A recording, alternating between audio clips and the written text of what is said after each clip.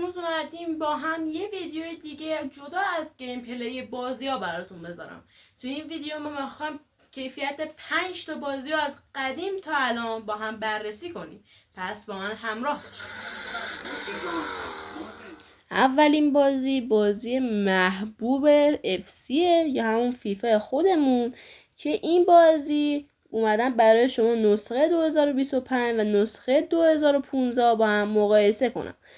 داخل قسمت پایینی که همون FC 2015 رو میبینید، این بازی کیفیت همونطور که میبینید کمتری نسبت به بازی های جدیدتر داره، ولی FC 25 یه سری مشکلات ها داره که مثلا برای اینکه شما کاستوم یا همون نفر مورد نظر خودتون رو بسازی حتما باید از چهره بازیکنان واقعی استفاده کنید و نمیتونید تغییرات زیادی در صورت آن بدید.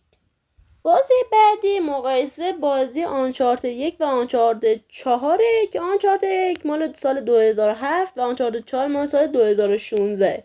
من از نسخه این بازی نسخه های 2 و 4 رو بیشتر به شما توصیه میکنم چون هیجان انگیز ترن و آنچارتد 1 یا همون دریکس فورتون و آنچارتد 4 یا همون فیف اند خیلی برتری نسبت به آنچارتد 1 داره. پس من توضیح میکنم به جای اینکه وقت خودتون رو الکی طرف بازی قدیمی بکنید این بازی رو بازی کنید.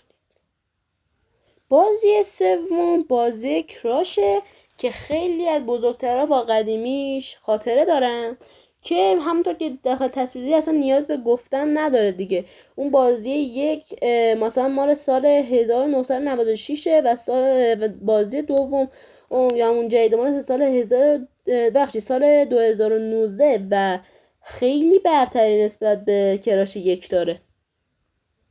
این بازی هم که دیگه اصلا نیاز به معرفی نداره، بازی مورتال کمبت که داخل سمت راست اولین نسخه رو که میبینید مال سال 1992 که و سمت چپ نسخه مورتال کمبت 12 رو میبینید که مال سال 2023. مورتال کمبت 12 خیلی برتری نسبت به مورتال کمبت اول 1 داره، ولی این بازی در هر موقع که انتشار شده و تولید شده در زمان خودشون محبوبیت داشتن و طرفدارای مخصوص خودشون رو داشتن. داخل این بازی البته نمیتونیم بگیم خیلی قدیمی مورتال کمبت 1 چون مورتال کمبت 1 تازگی نسخه جدیدی ازش اومده به نام مورتال کمبت 1 پریم که فقط بر روی نسخه های دستگاه PS5 قابل اجرا است. این بازی هم دیگه اصلا نیاز معرفی نداره چون گاد آف وار یکی از بازی‌های بسیار محبوب و پرطرفدار چه در زمان خودش چه در الان بوده.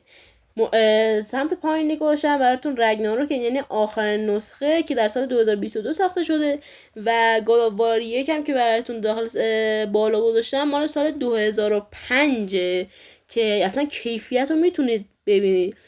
بعد میبینید که یه سری بازی ها یه سری تغییرات داده شده بر روی اسلحه ها وسایل و قسمت های مختلف بازی که من بیشتر نسخه رگناروک رو به شما معرفی میکنم یا همون توصیه میکنم و این بازی های جهان بازن، یعنی تا خودتون نخواید، یعنی چه خودتون بخواید چه خودتون نخواید میتونید داخل اونجا بچرخید. برای مرحله ها قسمت های مختلفی داره، میتونید مرحله های مختلف رو برید، یعنی مرحلهاش حتما پشت سر هم نیست، میتونید مرحله های مختلف رو انتخاب بکنید و این بازی بسیار بازی خوبیه، جهان بازه و اگر نوستالژی باز هستین حتما به شما بازی گاد آف وار 1 رو پیشنهاد میکنم.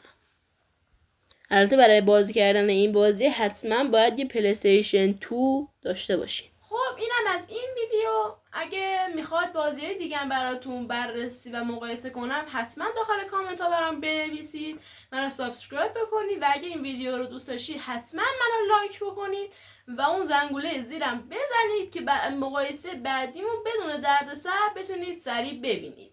تا ویدیو بعد، فعلا.